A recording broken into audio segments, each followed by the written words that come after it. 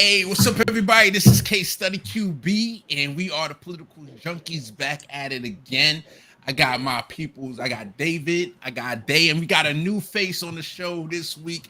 We got the chef is in the building. Let me be respectful. Let's go straight to the chef. And go ahead, say what's up to the people, chef. Good evening, everybody. What's going on? It's your boy, the chef, reporting live from the Northeast. Ready to get it in. Let's get it in. Thank you for coming on, man. So good to have you. David, how's you doing, buddy? Yeah, I'm doing well. Thanks for having me back. Yeah, right. And we got Dave. What's going What on, up? buddy? Yeah, Super excited to be here. Yeah. I know I missed y'all.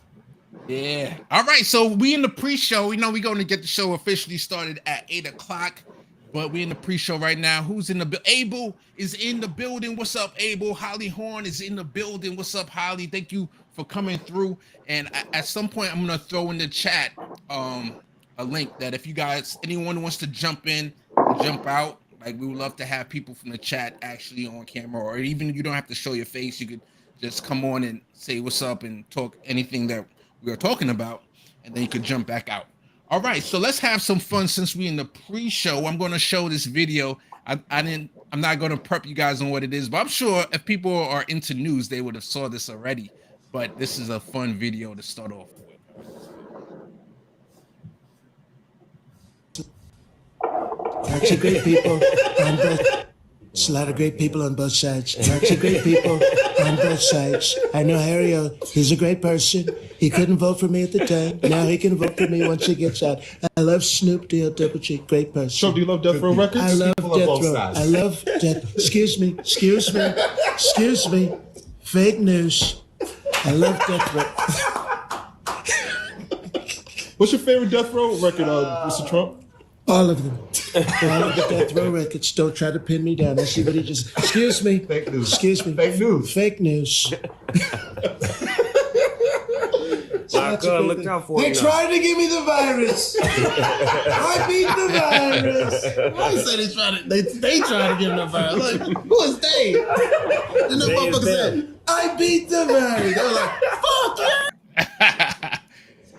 All right. I thought that was a good little moment to start off the show. That was great. Yeah, I didn't know. I knew Jamie Foxx did impressions, but I didn't know he did that well of an impression of Trump. He had that one down. He had that one down. Like if you close your eyes. Yeah. But no. He definitely had that one down pat. All right, so I got a couple before we got 4 minutes, so I got a couple more. I don't need to share the sound on this one, but I thought this was pretty cool because this is in Taiwan. It has swappable batteries for their electric scooters. There's no reason why American cities shouldn't have this too. That's what somebody put. 50 Shades of Way, WHEY, and look at that. That's pretty cool. Oh, wow.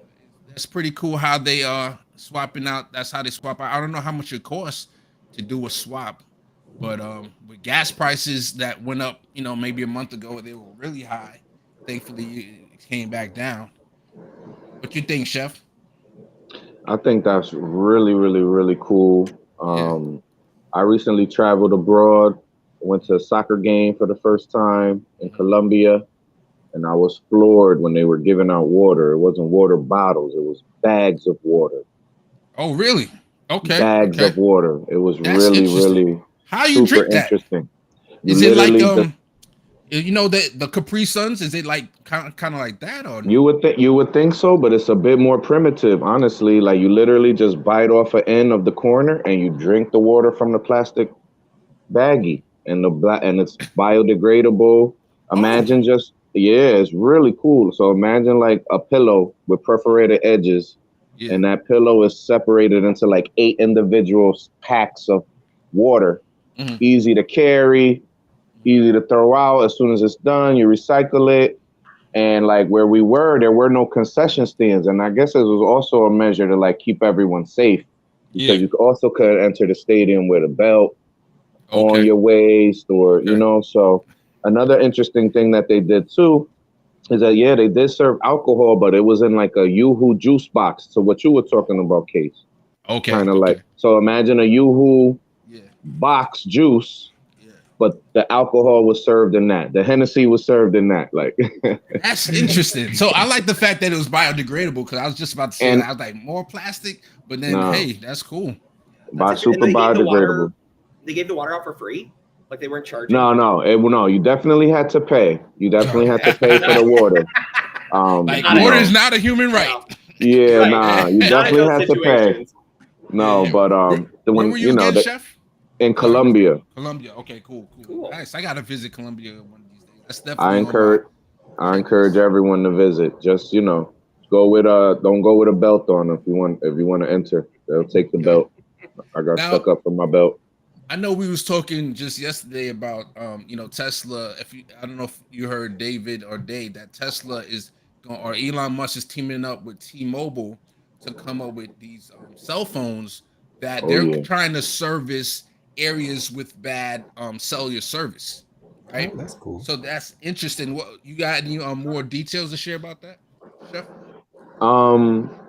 I saw a video about these Tesla phones about 2-3 months ago, and let me tell you, if this man Tony Stark, because he's our modern day Tony Stark. If this guy Tony Stark really is able to get this off the ground, like it's gonna change the game for real. Because there's no cell signal, it's Wi-Fi all over the planet Earth, basically, and you can.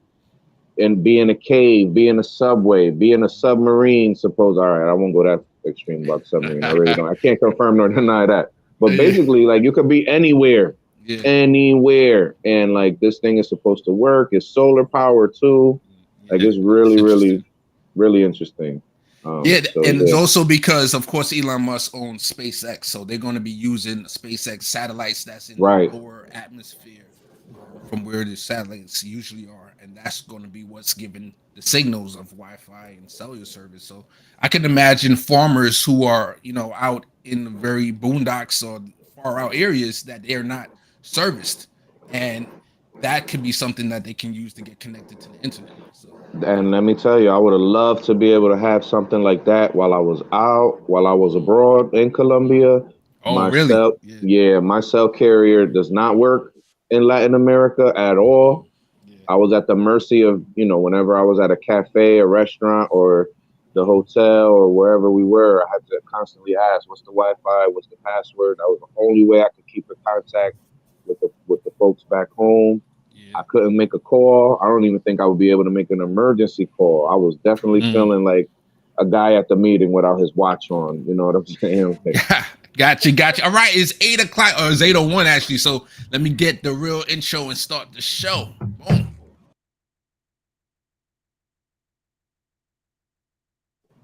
All right.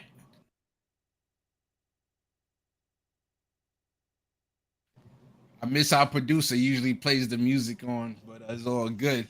So welcome to the show, everybody. We already started off in the pre-show, and we did our welcomes and our intros on the pre-show. But definitely want to once again welcome Chef, his first time on the show, and always got love for my man David and Day.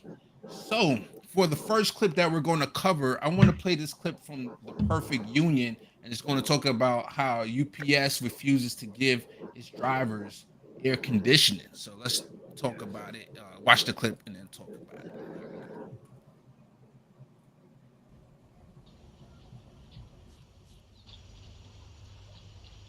We're learning more about that alarming video of a UPS guy in distress from the extreme heat. UPS drivers call these trucks the box. Outside, we're registering 95 degrees, but inside, we're approaching 120. UPS driver died in California, UPS driver died in Texas. This is us too.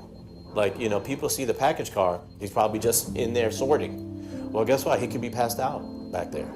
In the midst of record heat waves, UPS drivers are on the front lines, working 10, 12, even 14-hour days with no relief. But there's a simple solution, a technology that's been around for almost a century that would save lives. Any normal citizen on a hot summer day, when you step in your car, the first thing you do is turn on your car and turn your AC on. You do that for a reason. But UPS refuses to pay for it, even as they're raking in record profits, even though it would cost them next to nothing. FedEx and Amazon put air conditioning in their delivery vehicles. Wow. UPS, the #1 shipper in the world, does not, and we are dying without it. So we talked to UPS drivers in Florida, Texas, and New York about what it feels like to spend your days trapped in the box and how they're fighting for access to AC. People, having heat strokes in the desert or dying from heat exhaustion in the desert. I never really understood that or comprehended that, when watching movies, but working in the conditions that we work in on a daily basis, it's pretty astonishing how quick your body can collapse and shut down. Yeah, so this goes on for 8 minutes. Great clip. I would encourage everybody to go check it out. More Perfect Union. They have a great Twitter account. It's basically, matter of fact, it's from Fast Shakir, who is Bernie Sanders' old campaign manager, 2020 campaign manager. I believe he helped form this company or this organization, and they're just doing great work, highlighting middle class, working class problems and getting it out to the masses. So we just want to make sure we propagate that and let people know. But I didn't even know about this, really. I think actually I clipped a case study QB clip maybe a couple weeks ago of one guy falling, but it's a systemic, as we can see from here, is a systemic issue. Anybody?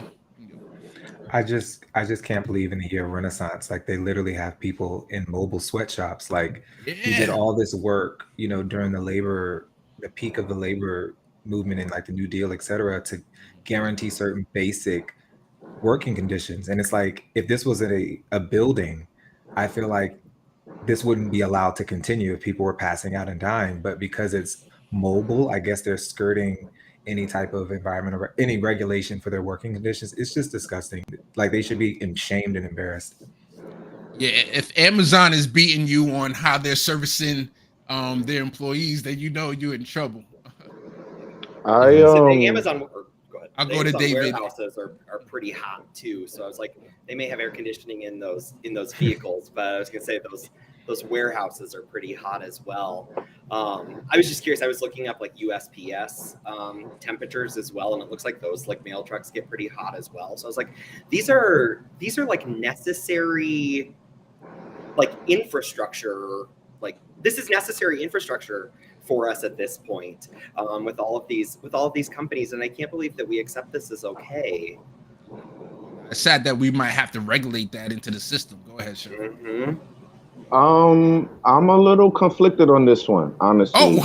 Okay. You might have a no-cow zone. Let's see what happens. And by the way, Chef don't know about no-cow zone. What that means is no cancel zone, which means this is a safe space for you to discuss however you feel. We discuss it, and then we all hug it out still at the end of the So go ahead, Chef. I want to hear this. Go ahead, buddy. All right. So honestly, nobody wants to be working in a sweatshop, in a sweat box. I think it's disgusting. Let me just start off by saying that. I think that these guys should definitely, in the real world concept aspect, 2022, should have access to air conditioning. However, working for the municipality that I work with and dealing with a lot of the things that we deal with as far as landlords and AC, this has come up in the past. And what I've learned is that air conditioning is a luxury. It is not a necessity. Period. So with that being said, I feel for these guys. I think UPS should absolutely do that for them and make it so that they're comfortable and that these guys aren't dying, But do they have I think they have a moral responsibility to do the right thing, but do they have a fiscal, legal responsibility to do the right thing? Absolutely not. If any one of those folks that work for UPS felt that violated, they could easily try to, switch up and go to another company. That's why we live in America. They can do what they want to do. And if they don't want to give their guys AC, as much as that's messed up, that's their right. All right, I see Dave, you want to jump in here, but I just want to say real quick. So basically you're saying we got to regulate this into the system. That's basically I wouldn't say necessarily regulate. It's really just a matter of choice. And I think that those guys at the top of the totem pole at UPS are just making the wrong choice, because I'm sure that they could outfit their guys' vehicles, guys and gals' vehicles, for next to nothing. But they're choosing not to. And I guess that's where I'm standing, and that's where I lean a little more conservatively as a liberal. And let me they be could just choose clear. not to. Yeah, go ahead. Sorry. Let me be clear on what I mean, and then I'm gonna pass it today. I just mean regulated mean like the same way, like, you know, as progressives we advocate for $15 an hour. We are advocating for you know, sick leave, sick pay leave. That's something that's a luxury, I guess you could say, with your argument. But the rest of the world, all the other modern day countries have a form of sick leave. So what I mean by regulate, the same way we have to regulate in as a nation that we want at least a week or 2 weeks of paid family sick leave. Now we got to regulate, have a law like if you work in these certain conditions, you got to get AC. But anyway, let me get Dave just to make clear of what I mean by regulation. But go ahead, Dave. No, so I want to clarify before I have a discussion. So how do you, or the municipalities, or how would you define the difference between a luxury and something that's necessary? Because along with case study, I view that argument could be used, especially when it comes to corporations, as a blanket liability shield from which they can actually prevent themselves from having to take care of a lot of issues. So I would want to know how you define a luxury. And then I'd also want to know, what is your line where if you believe there is a line where the government should step in like they've done in the past to regulate certain things? All right. For example, I guess the best way for me to kind of give an example or articulate it is to kind of give an example. So like in a building, now I'm talking like a landlord tenant situation. Whether it's commercial, regular residential, just to kind of put things in perspective. So you need heat, right? Heat. So if it's cold, especially here in the Northeast, if it's cold and somebody's heater doesn't work, the municipality can step in, because that's a matter of life and death as well, with the heat. Now, as far as this is in a building, not driving around all day. So in the building, you would think that the same argument will go for the air conditioner, but it really doesn't, because with the heat, you can, if the temperature gets below a certain level, pipes can break, a person can die, they could potentially cause a fire because they're trying to heat themselves up. There's a lot more emphasis on making sure somebody has heat. So that something like that will be a necessity. Running water will be a necessity. Air conditioning is a luxury, meaning that you don't necessarily need the air conditioner to survive, meaning that, especially if you're working in a house, you could be in a house for a really long amount of time, and, it could definitely not be pleasant. You're going to be miserable, but, the way that the municipality sees it is that the AC is more of a luxury and not a necessity. All right, I'm gonna bring Dave back in, and then we got somebody from the chat. I put in the links exciting. that somebody from the chat could come in. So after Dave talks, we're gonna bring in Abel from the chat and hear what he has to say. I think the wording you use is actually very interesting to me. And the reason I say that is because a lot of your description when describing the heat, you do briefly mention that people could die, which is actually on the table for the situation when it comes to the heat and not having AC. But what I found most interesting is that most of those descriptions are actually built in to stop the buildings from being deteriorated or destruction towards the property. It actually has no significance towards the people, because people can initially die from heat just like they can die from cold. However, most of the things you talked about, which we all know, if you live where we live in a colder climate, is like pipes can burst. This can happen to the property. These things can do that. And I think that's a perfect example where the interest of the municipality or the interest of property owners can sometimes be polar opposite of what actual human conditions can be. And I say that because while, yes, a building can survive the heat much better than it can survive the cold, a human being put in such a predicament where they are overheating, whatever the case might be, we also know that in the summer months and when things are hot, there's higher likelihood of violence, there's higher likelihood of different types of acts that people don't normally do when they're cooled. To me, given that we are a country with access. Because if you had said in third world countries it was a luxury, absolutely would agree in the sense that they don't have the same types of rich resources that we do. But in America, where we actually have the ability and capacities to do it, and we're simply not doing it because it's more quote unquote cost effective for property owners, I would actually argue that's even more incentive for the government to come in and mandate that, hey, just like you don't want people to freeze their butts off, they also shouldn't have to burn their butts off just for the sake of doing it, in my opinion. All right. So I'm going to bring in Abel, and then we're going to give Chef the last word and move on to the next topic. Abel, what's up, my man? You're always in the chat. Always good to see you in the Discord. And now you're for the first time jumping on, yo. Much love to you. Abel, what you got to say about this topic? I appreciate everything you guys are saying. I appreciate the concern brought up with workplace safety. And essentially, this is a discussion about workplace safety. And now, whether it's mobile, whether it's not mobile, whether it's in a building, whether it's in a tent, right?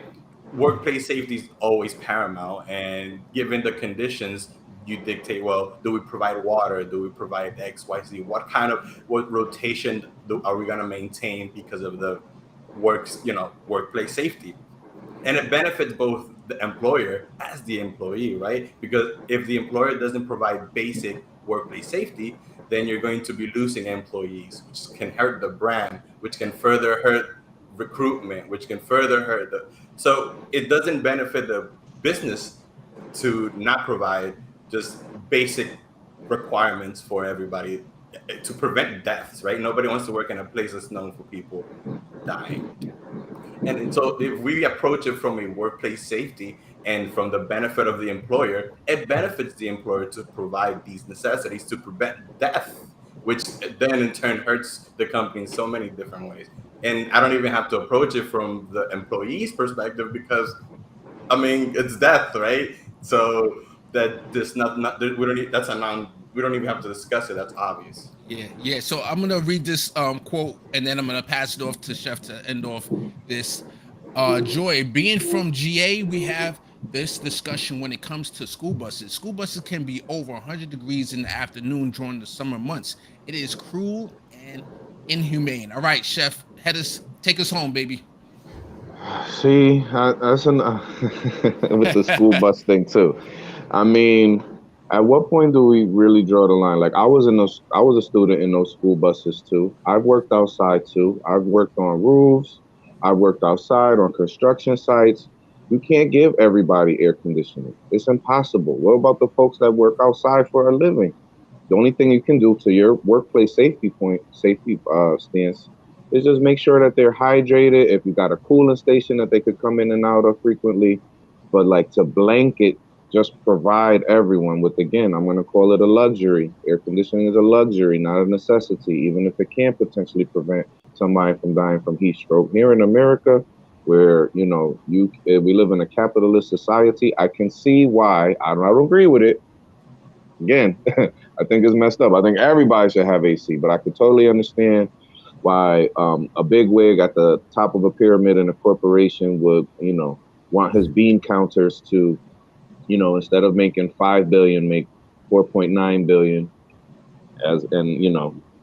without having to outfit their folks with AC. I think it's horrible, but I could understand how someone could feel that way and implement something as nonsensical as that.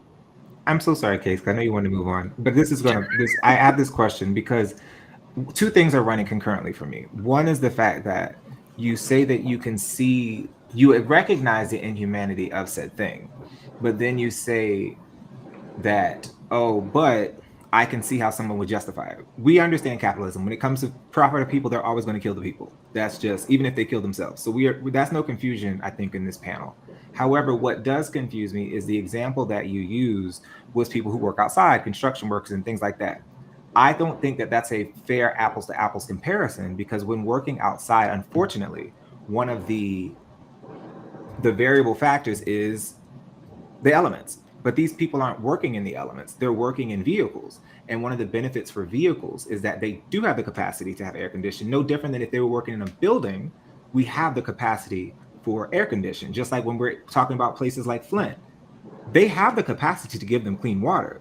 They chose not to do that, and they chose to do a shortcut, which allowed the border to stay poisoned. And I think that's what my main disagreement with your argument is that I feel like we're giving too much leeway to the companies as if this is an impossible ask, especially given that they're making record profits. And really, we should not try to give them justification, but really call out the fact you are choosing to let people die simply to make a marginal difference in your profit maximization, irrelevant to what's going on to the human beings. And that to me should be what's highlighted, because this is the same conditions that we changed when we had children working in factories, or when people were working 14, 15, 16-hour days. It's not that those people couldn't do it, and it definitely helped their bottom line, but we made we drew a line towards where humanity should be, and we said this is unacceptable. And I just fear that your line of defense completely gives them leeway to do so many other terrible things down the line. That's just my piece on that, but I'm done. All right. Abel, I don't know, do you want to stay on the side, or do you want to go back? It's up to you. Stay on. Sure. A little bit of peer pressure. So just because it's your first time, if we get a whole bunch of people, we can't have everybody coming on. But since it's your first time, and we know you, Abel, we have you stay on. All right. So I'm just going to show this article real quick, and I just want to bring up the topic. All right. So we know we just had election last Tuesday in District 10. There was a whole bunch of progressives that watered down the progressive vote. They were like that if you add them up, they would have added up to 60% of the vote for progressives. While this man actually won, Dan Goldman, who was like the Levi of the Levi dynasty or whatever, he won. But there's one last chance for progressives to win the seat back, actually. So they have something called fusion voting, which the Working Families Party, they have their own ballot line that in the general, a progressive can run on that ballot line, while Dan Goldman can run as a Democrat. And of course, there'll probably be a Republican there, but this is a blue district.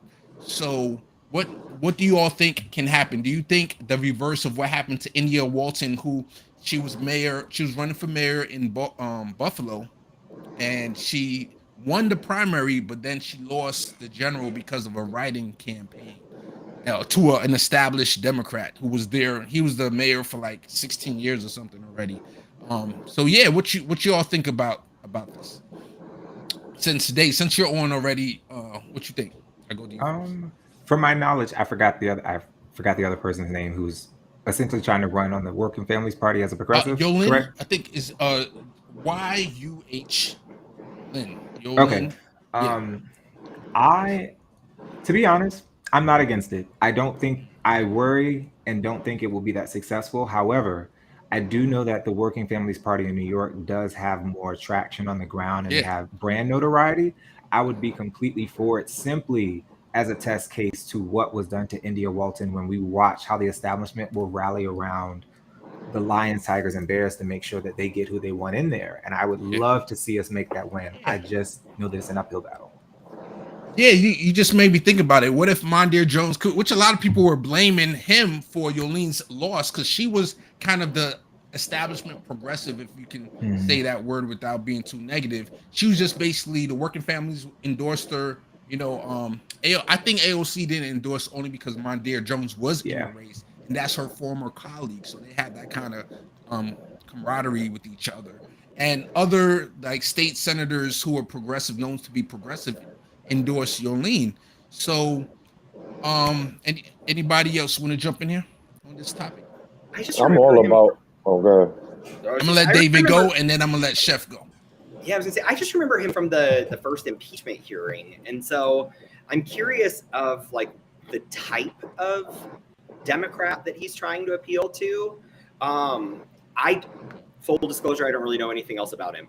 So like other than the impeachment. So I don't know if this would be similar to like a Liz Cheney kind of. He's definitely a corporate Democrat. Let me put it that way. Okay. Definitely a corporate. Like the converse is Yolene, who was defending BDS, boycott, divestment, and sanctions of Israel because of their treatment of Palestinians. That was brought up in the actual debate that they had. So anybody who supports, and she says she supports the Israel people, but she supports BDS because of free speech. That's the reason why. While people like, as far as Bernie Sanders, he doesn't even support BDS. So that's really going to the left on that topic. That shows you her left benefitas. So compared Yolene to this guy Dan Goldman, she's definitely a better candidate in my opinion. And then let me go to Chef. No, I was just gonna say I kind of dig when people go around the system, and and it's not necessarily the endorsed candidate that actually comes out on top, and somebody else comes out on top. In my city, I'm on the Democratic Town Committee. I've seen it happen myself. To your point, Case, about how you said AOC and the previous gentleman, they had a relationship there. There is so much of that goes on that you guys will never hear about. It never makes the news. And the person that could potentially be the right person for the job doesn't get the job because they're not winning the popularity contest. So I could see why it's important to have endorsed candidates, but sometimes the endorsed candidate ain't the right person for the job. Nice. That's Abel. I'm going to bring you in. And then we're going to go to Mondia Jones some more. Go ahead, Abel. No, I totally agree. I think it's I appreciate what the chef was saying, that he likes when people circumvent the kind of like the way that people normally do things, which gives us a new way to consider, hey, this is a way that I can learn from. Maybe I can attack it this way. So it's awesome to always look at different campaigns and how they run, just so that you can get new ideas and new point of views on how to perhaps achieve the same goal in another place. So I appreciate that. Yeah, 100%. All right, Dave, what's your beef with Mondir? No, so it's not beef. It's not beef. Because I agree with like the chef and Abel. I believe in like, hey, let's try to get creative, because they are consistently getting creative as well on the corporate side. My issue is this.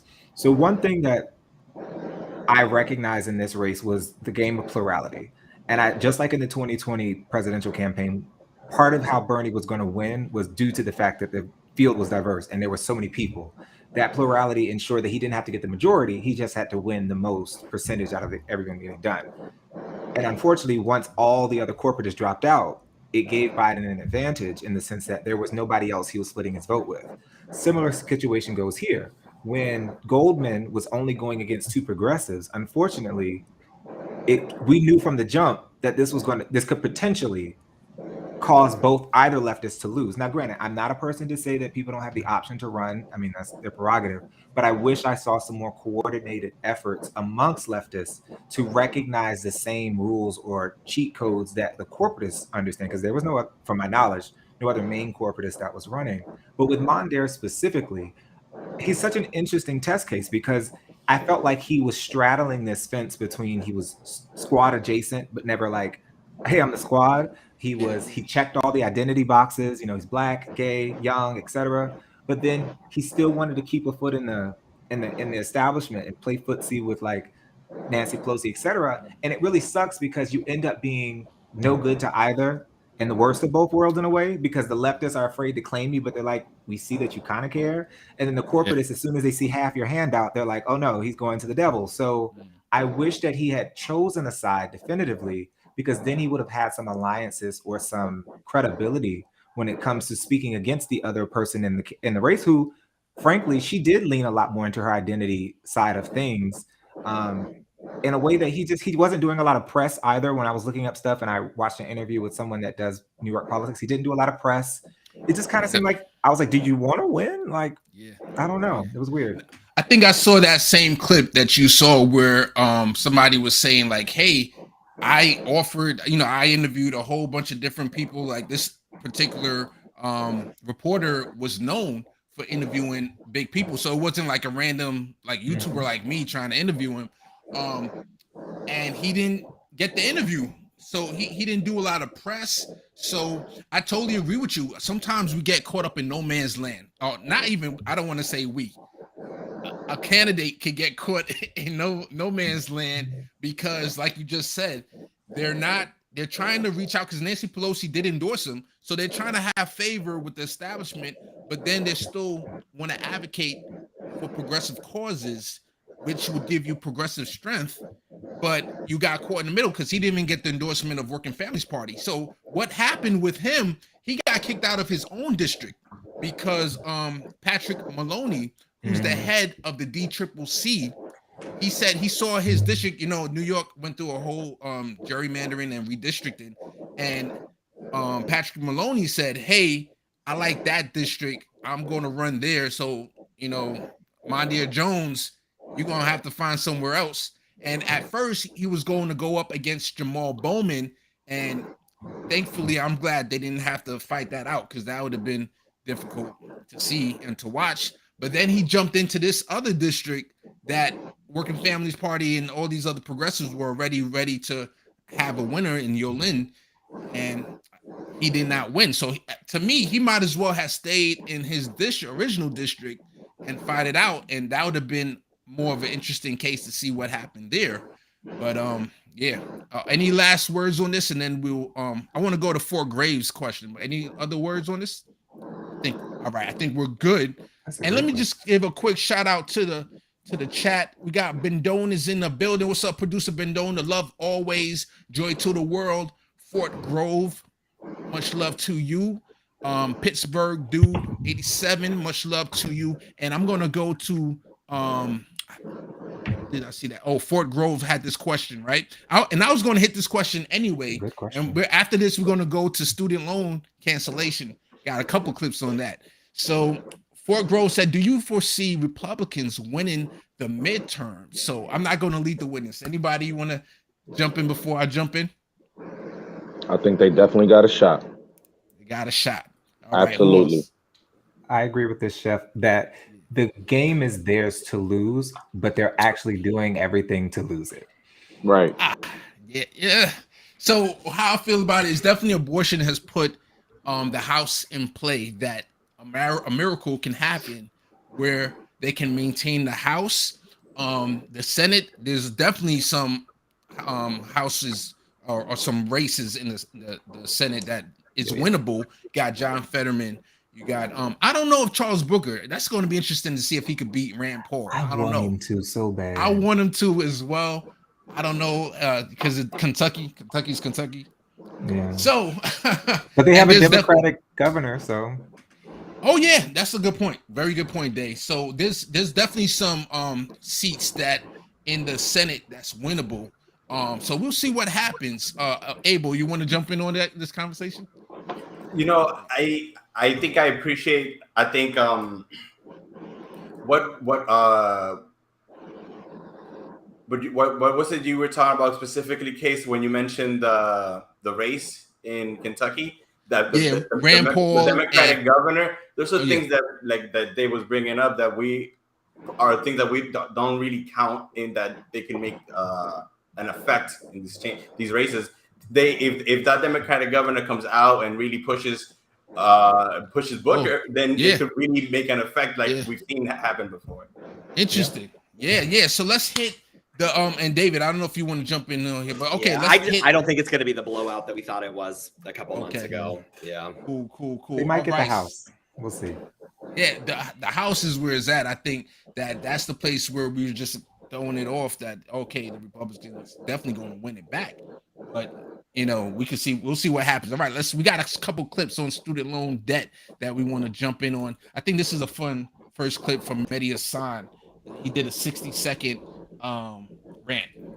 Republican senators this week have been expressing outrage over Joe Biden's plan to cancel some student debt. So it's time for a 60-second rant using excellent data from the think tank Demos to show why their outrage is so selective and so unjustified. Start the clock. Republican senators are mad about debt cancellation, but they don't want you to notice that most of them went to college back when college was much less expensive and didn't require taking on as much as students do today. For example, Mitch McConnell called Biden's debt relief plan a slap in the face to working Americans who sacrificed to pay their debt. McConnell went to the University of Louisville, where tuition in 1964 was a mere $330 or $2.5K in today's money. Ron Johnson said President Biden's decision to cancel student loans is expensive, regressive, and unjust. Johnson went to the University of Minnesota, where tuition in 1977 was $840, which is equal to just under $3.5K today. John Kennedy said if you borrowed the money, you pay it back, period. It's called personal responsibility. Kennedy went to Vanderbilt University, where tuition in 1973 was $2,600, or just over $14,000 in today's money. Last year, Vanderbilt cost almost $55,000 in tuition and fees. Roger Marshall said, I joined the Army instead of taking out another loan. When I was in medical school, Joe Biden's student loan giveaway will make this problem worse. What the senator didn't mention is that before he went to medical school, his undergrad degree was at Kansas State University, where the tuition in 1982 was less than $900. So sorry, the folks who had it easier and cheaper don't get to lecture the rest of us today. Damn, drop the mic. Man, Mehdi went in on that one. Catch my breath. I know, right? So basically, just to summarize his point, all these people who are making loud, comments about forgiving student loan debt, they themselves didn't have a lot. If I could just pay $2,000 a year, for college, I wouldn't have to complain about student loan debt either. But we got a couple other clips. I wonder what Chef's what's your opinion on this? So I'm gonna play one more clip and then I'm gonna come to you next. All right. All right.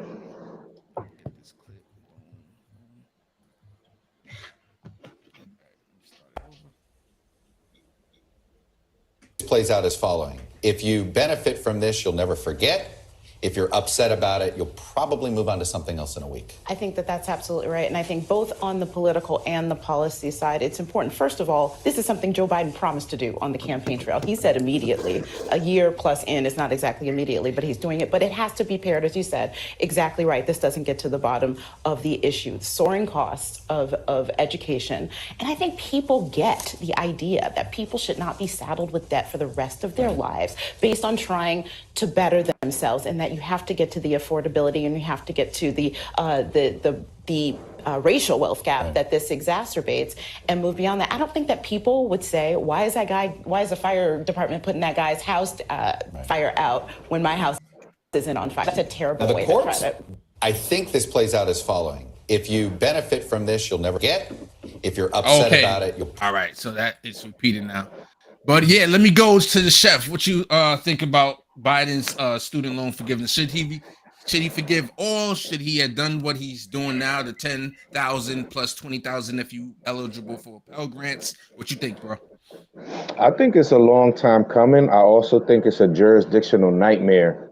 And the person that he had selling this to his folks, that he needs to replace that person as far as the idea, the concept, because I think it's great, the idea and theory, but how you sell it, I don't think people have been sold at all. Obviously, the folks that could benefit from it are going to totally love it. I think I will fall under that category. I got my degree in 2008, and here we are 2022, and I don't see any end in sight. So I'm definitely going to look into this. But as far as like to the first clip about the numbers and folks, complaining, I'm not, that doesn't move me at all, because I know that it scales up and down. $5 today wasn't the same amount as $5 30 years ago. So those numbers don't move me at all. Nah, so I'm glad you said that, because I got this clip. I got not a clip, a tweet that I'm gonna show real quick, and I think it includes. Oh man, I don't know if it includes for inflation, but and I might have a video that talks about inflation. But even with inflation, Chef, which is your point, right? It still amounts to a whole lot less than what you and I paid for college. So let me just show this from Warren Gunnels, and he's a Bernie Sanders staff. So 1973 wages 873, and this is, I'm sure, is according to inflation, right? The amount. And in 2022, 813. So the amount of money our power has now is a lot less. And look, the median home, 30,200, now is 433K. Monthly rent back then, $100 a month. Now it's $2,000 pretty much. Tuition back then, $150. Now it's $13,000. Like that's a huge disparity, Chef. It certainly appears that way. based on what you just showed. But man. I mean, everything is in scale, so, getting down to the granular level of it, what was something worth today versus what it was 30 years ago. I mean, that could definitely be up for debate. But, if somebody said they got their doctorate degree or their master's degree 30 years ago and they only paid like $1,500 or $5,000 in today's terms, that seems crazy. But back then, 1,500 was still a whole lot. 5,000 was a whole lot. That's like, to some people, 300,000 now. All right, So, let me go to this no cow zone, and then Day, I'm gonna go to you, buddy. So this is like I call it a no cow zone because he said, "Pay back your debt," and this is from Fort Grove. Pay back your debt like I did. Do I get a refund for paying back my student loan? So Fort actually, Grove, if you're still there. Yeah, if you're still there, actually, how old are you? I'm just curious, but can I go to Dave? I said that I was going to go to you, but David seems like he has no. It's like actually, I was gonna say, if you made a David. payment, once the payment pause started, after March 13th, 2020, you can request a refund for any of those payments back. So you just have to contact your loan servicer. So it depends on when you did pay your loan off, or if you did make any payments during the payment pause, you can request a refund. You see that? You do learn something on Political Junkies. That's what we're here for. We servicing the people. I would love to talk about this. As a person who's fortunate enough to have paid off his loans, student loans is the one hill. I say I will die on this hill in terms of advocating for it. I paid off my loans, so I feel like I have some authority on this. So, a couple of things. First of all, Biden is the reason you can't discharge these loans on your bankruptcy bills. So honestly, I feel like Uncle Joe is just righting a wrong that he did, but we'll take it. I don't like the use of trying to frame it within a racial disparity group, because sometimes I feel like we're creating divisions that don't need to be. This is actually something I don't think we should have even had means testing. It should have just been canceling it, because universalist policies work because you can't demonize a certain group for it, except for the people who Fort Grove is addressing. So I want to speak to that specifically. I always have a little bit of sympathy in the fact that at the precipice of any shift, there's always going to be people who didn't get something or people who did. And the goal is to always make sure that we're helping the most people now and moving forward. And while I'm not opposed to a conversation about, we can give people back credit because people use so much credit in the pandemic, or we can give people a tax credit because they paid off, etc., I want us to put it in a historical context. There was once a time where high school was not paid for. It was something only accessible to the elites.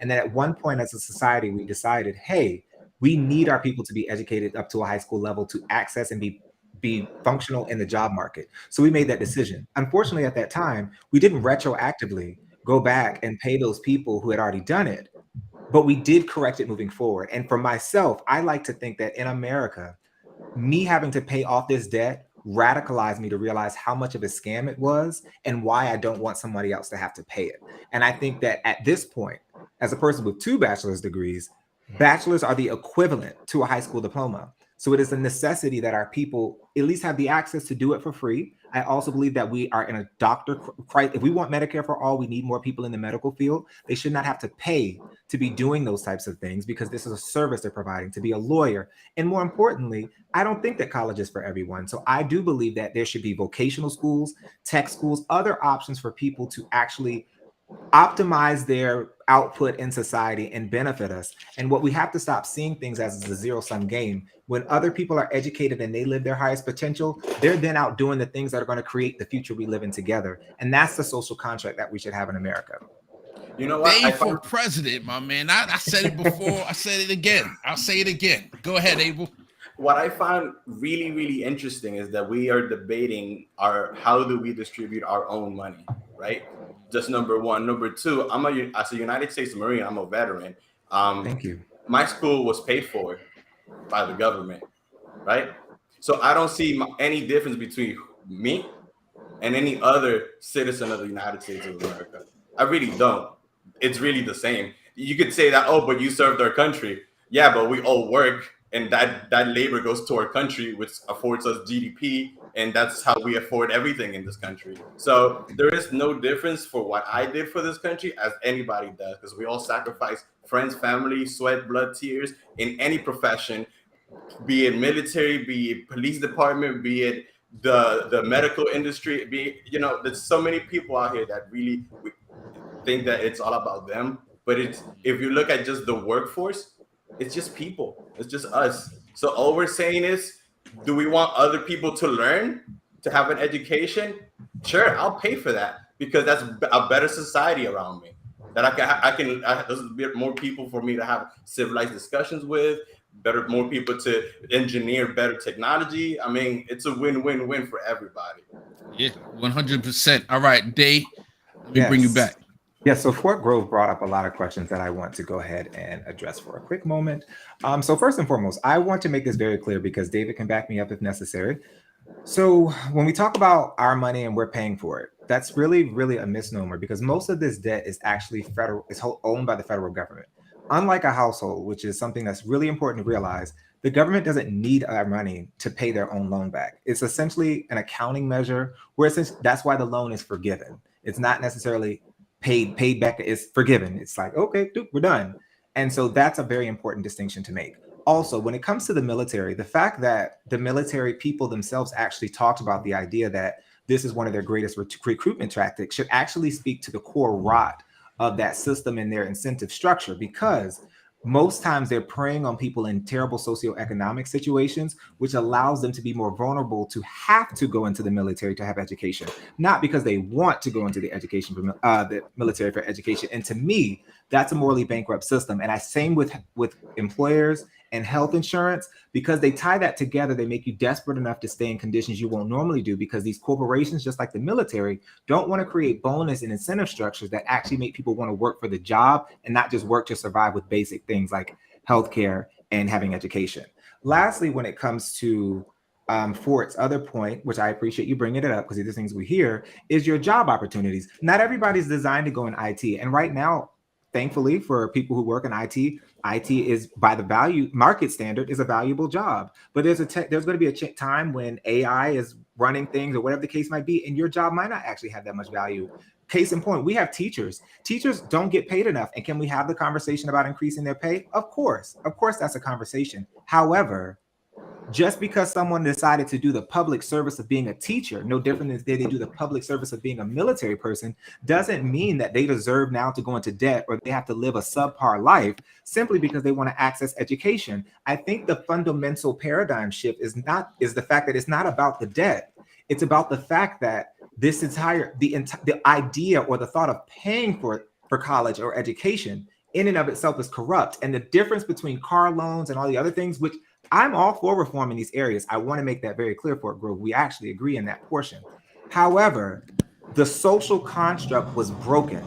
And when we had a financial crisis, when we had all the promise of going to college and accruing this debt has now been changed.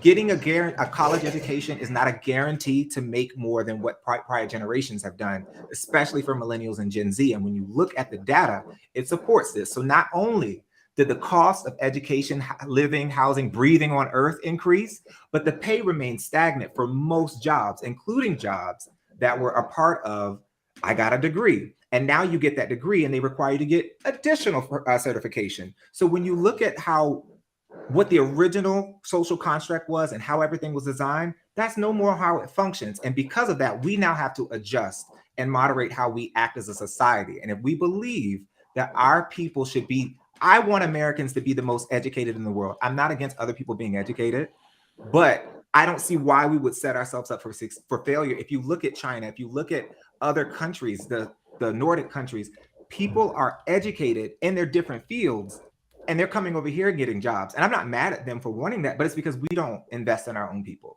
We say whatever, but that's my piece on that. 100% drop the mic. Let's move on to the next. Let's move on to the next clip. And I want you all to tell me if I thought this was a hot take, and I don't know if I overblown it in my own mind, but let me know. I'll play it, and you guys tell me what you think.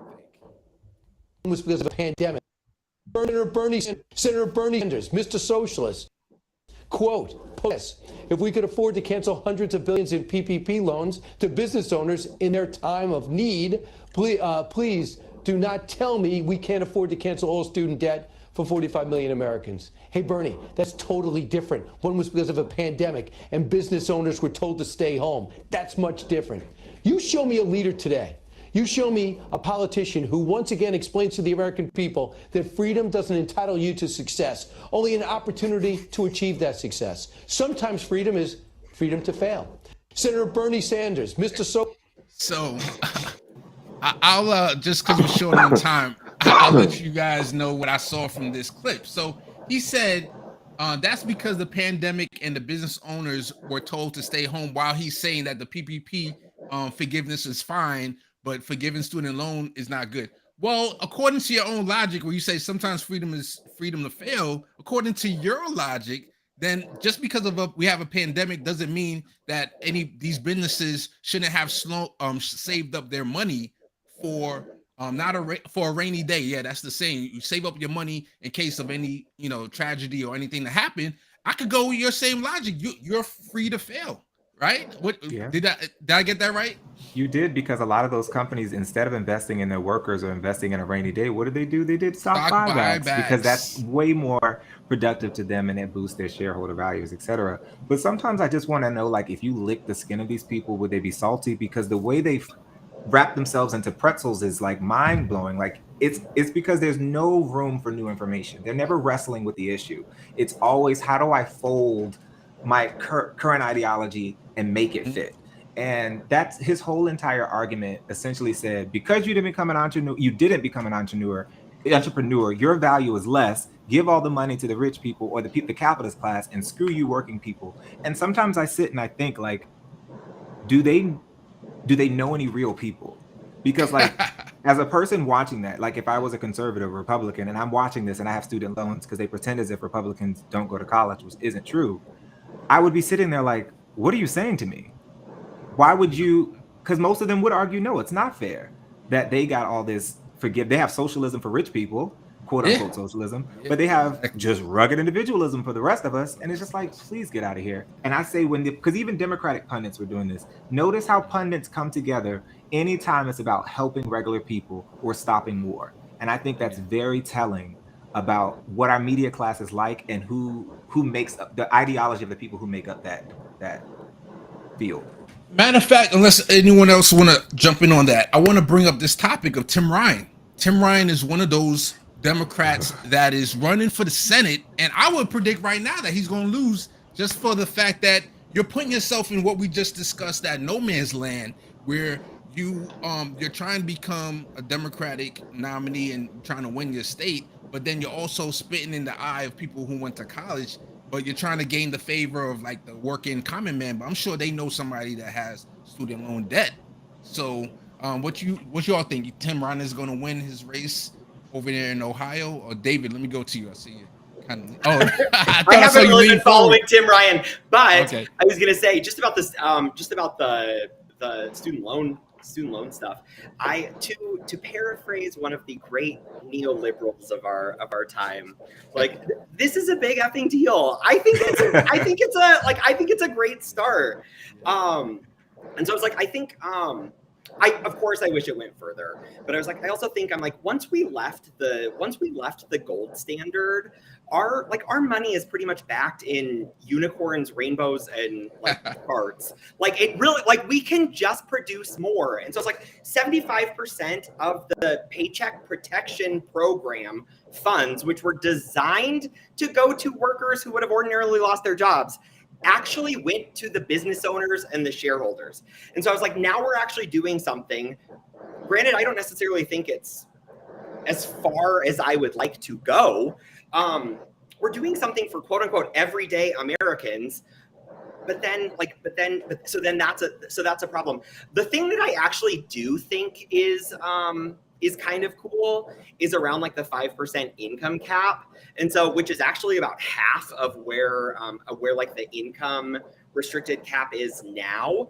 So I think that's pretty cool. And then also just like, I need to like solidify for certain, but I was like, there's something around like the 0% interest of federal loans, and so like not necessarily accruing interest, so people actually can pay down the principal. I've also paid off my student loans, so I was like, I'm also in a unique situation. But yeah, I'm with Day in this situation. That I think that yeah. Gotcha. Let me go to Chef. What you think, brother? I feel for both sides. I could relate to both of these gentlemen, because for my bachelor's degree, I paid it off as I was in school. So by the time I graduated with my bachelor's, I didn't have to take out any loans. That was paid. I didn't take out loans until I got my graduate degree, because I felt that it would be worth it. If I am going to incur all this debt, at least let it be for a graduate degree and not necessarily a bachelor's degree. No disrespect to the bachelor's degrees, because that's a phenomenal accomplishment in and of itself. So like I said earlier, I would definitely benefit from this, but I'm not getting my hopes up either. I mean, I paid my stuff on time for well over 15 years. If I could get a refund of some of that stuff back, great. If not, I knew what I signed up for when I applied for graduate school. I knew I was going to be responsible for this, with the hope of I might have the freedom to fail and be on the hook forever for hundreds of thousands of dollars of debt, or I was going to end up, getting a good job that would be able to help me repay that. And fortunately for me, I was able to find a good job that's been affording me the ability to pay on it back over time. Now, I wish I didn't necessarily have to pay it back in a society where I know that they can give us all the education and then some for free if they wanted to, but they obviously do not want to. So I knew what I was signing up for when I applied to grad school and ultimately finished. But if we could get up out of it and I don't got to pay this $250 every month, I would love to not have to do that. I hear you. I think it's quite interesting. Go ahead, Abel. I think it's quite interesting that when it comes to businesses, getting loans forgiven is totally fine. But when it comes to people getting loans forgiven for education, meanwhile, it's not fine. Or it's okay if we give out a $3 trillion tax cut for the rich people, which is exactly the same amount that would cover the entire student loan issue. So we can easily find money for that, or to send to our friends in Ukraine, or to help out our friends in Saudi Arabia. Or, I mean, you have a list that you can go on and see where we find money all the time, like literally on trees for somehow, because it's on paper, right? So to tell me that you can't just cancel student loans and put tighter regulations around colleges, state colleges, and put it doesn't make sense, because we do so much more in other places. 100%.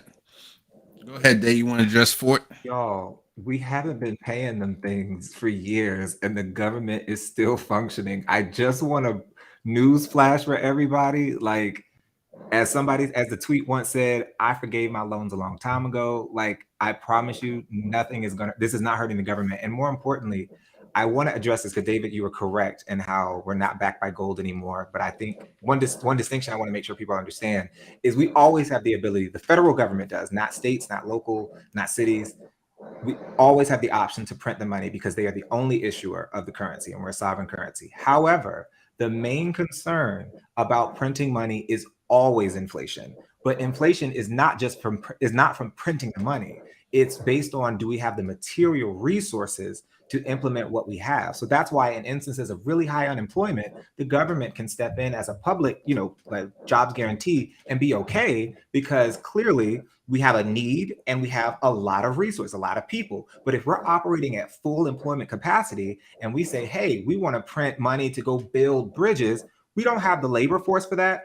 If our actual wood, what do we make bridges out of? I don't know, concrete or steel. Yeah, probably, like supply chain is broken or something, yeah. so we don't have steel. That could cause inflation, because now we're putting pressure on an industry that doesn't have the capacity to handle the order that we're requesting. And I think that's something that has to be addressed. So when we say things like things aren't free, et cetera, I'm like, in a way they kind of are, especially when it comes to wealthy people and elites, because we constantly create legislation that favors them. I mean, what David does in his workplace is literally, how do you help wealthy? Like, he's really knowledgeable about that, because he recognizes, no, the system is designed this way because they don't want us to get the benefits. The wealthy people get the benefits. And I think the more that everyday Americans recognize just how rigged the system actually is, and how all the sayings that people say, like, oh, it's always somebody else's money, or this, that, and the third, all of that is neoliberal nonsense to always make you grateful for the crumbs instead of recognizing that you deserve to eat. And until we get that shift in perspective, it's going to be very hard to shift things in our country, because we have to then agree with people who maybe don't agree with us on all the cultural issues, but we recognize that we're all being screwed over economically, and that we can and should be doing better as a society. 100%. All right, let me jump back in, since it's pretty much the end of the show. We got 2 minutes left, and I was going to play this video, but I'm just going to read the quote from it. It said, a pollster, a Democratic pollster, was on MSNBC, and they said, President Trump, Obama, Bush, and Clinton had an opportunity to help those 30, 40, 50, and 60-year-old people at a similar stage in their life. And we got Dark Biden apparently coming in and forgiving student loan debt. So that's one thing to be thankful, which I know I'm going to be benefiting from. My wife, she's also going to benefit from that. But, 50,000 would have been great. But any help, I'll take it. But ultimately, we want to forgive all student loan debt. The last topic I want to talk to you about is Nancy Pelosi. So I'm going to play this real quick. It's a really quick video, and then we're going to end the show on this clip. Man, time flies when you're having fun. Some Democrats would say, finally, maybe an opportunity. Speaker Pelosi, will she remain? We could be seeing, some Democrats would say, finally, maybe an opportunity for some changing of the guard. Yeah, so that's it. Basically, Pelosi made a deal that the last time, I think it was, I don't know if it's 2 terms ago, but she said basically this will be her last term right now, and she would step down for a new leader to come. But I don't hear anybody talking about this right now. Like, if it was me, I would be like just saying, oh, obviously she's going to step down because she made that deal, she promised. So of course we got to start thinking about, and then that's the other thing is progressive. We had the force to vote movement that unfortunately divided the left, where we wanted to, if Nancy Pelosi was going to be Speaker of the House, she wouldn't get the progressive votes unless she brought Medicare for all up for a vote. Now, of course, we wouldn't get Medicare for all. I know that. But the point is to bring it up so we can see where people stand officially on Medicare for all passing, and that could get some momentum so we know who to target to get them out of office. So what do you all think? Do you even think the first question, do you think progressives are ready, congressional progressives are organizing behind the scenes, getting ready to whatever they're going to do, either support somebody new or have Nancy Pelosi come in again, but put certain demands on the table? Let me throw that out there first. You say, are they going to do it? Because the answer is 9 times out of 8, probably no. Yes. But should they do it? Absolutely. Because I think most establishment people assume it's going to be Hakeem Jeffries or something. Like, Nancy knows who she wants to be next, but I definitely think that they should fight to put someone else in there. Maybe Pramila Jayapal is trying, and that's why she's been doing some really questionable things as of late, but I don't know. That's a good point. Let me go to the chef. I think she definitely needs to go. It's time for a changing of the guard. And somebody that got a little bit more managerial courage, man, to move the envelope and push some of these some of these grandiose ideas that just seem to make sense. Yeah. Hakeem Jeffries, though, I wouldn't want him. I don't know if he might be worse than Nancy Pelosi, but I want to see somebody else in that position. David, what you think? Yeah, that was my question. Is 1, who would it be? And then 2, how can that person get all of the other Democrats to rally around them and their vision and their goals? Like they said, it would be interesting if it was Pramila Jayapal. Now, I know she gets a lot of heat, including me. I could have huge critiques of Pramila Jayapal, but one thing that I would give her a check is that she did endorse Bernie, I believe twice. The first time he ran in 2016 and also in 2020, which to endorse Bernie Sanders, to me, you're putting yourself out there, you're risking a certain amount of political capital. So anybody who did that, in my opinion, should get a certain amount of progressive points. But Abel, what you think, buddy? Hey, I love what Chef said. You know, we need somebody new in this managerial position, in essence, right? And it's good to look at these roles as exactly that, positions, right? And if we look at her performance as of late, including her foreign affairs, recent foreign affairs blunder, traveling to Taiwan, ignoring everything. Like, we don't have, right? We all know, we all shaking our head. That was just with that alone should be a point of discussion on why we should be replacing someone who had such little care in the safety of our nation, and that alone should be a ground for removal or a change of the guard, if you will. And the Taiwanese nation, because like I don't know how we would be affected directly, but they could have been at war with China, and that's when we might have to jump in there at that point. And then the United States would have easily been like, well, that's not our war, right? Oh shit! They could say that because it would further incriminate, right? It would further kind of bring us into that war, and that we don't want anything to do with that. Yeah, David. I don't know. Did you speak on this already, or do you want to? I did, yeah. Oh yeah, sorry about that. All right, nodding. That's okay. Yeah. Thank you everybody for coming on the show. Let me give shout outs to the chat one more time as we get out of here. Holly Horn, PJ Holly, Bendone, producer Bendone, looking forward to having you back. PJ Chris came in later. Fort Grove, thank you for giving us diversity in the chat and giving us some back and forth there. Who else we got? Definitely the love always, joy to the world. Everybody else at the top that came in, that's in the show. Mia, I don't know if you're out there. Much love to you as well. And then let me just shout out our Patreon members real quick. And that is Nancy Venture, Deborah B, PJ Chris, Akiba Shakita, Zachary Guston, and Shanika Thompson. Thank you so much. Yo, guys, I hope you have fun. I had fun with y'all as usual. Dave, any last words? Let me go around the horn for last words. Dave. No, I thank you guys so much for watching. Thanks for challenging our thoughts, and thank you for just being great human beings. Yeah, Abel, thank you for coming on, buddy. Appreciate you. Thank you for guys having me. Yeah, Chef, the first time. Much love for coming on, my man. I loved it, man. I loved it, Case. Thank you so much for inviting me, man. I had a great time. I hope to get invited back again. I love the panel. Everybody's super diverse. I'm just looking forward to it. And even if I'm not invited back, I'm definitely going to be checking it out. I love being around some like-minded individuals. But now I'm going to watch The House of the Dragon in my luxurious AC for the night. Well, here's your invitation. I hope to see you next week. Same time, man. Come back with Big Pun will be here and John will be here. So we're going to have a full panel next week.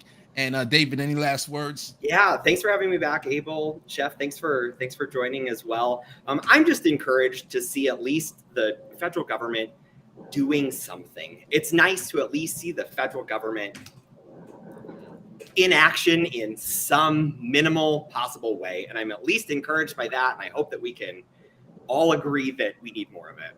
Yes. Yeah. They shown us that something can be done. Oh, Lisa Ortega came in last minute also. So much love to you. All right, everybody. Thank you all. See you next Monday. We're going to have another full panel. Amani Oakley is coming also. She ran in New Jersey, and she's going to talk to us about her joining this new organization. Not a new organization, but she's joined independent media organization called TYT. And she's going to talk to us about that. All right, everybody. Have a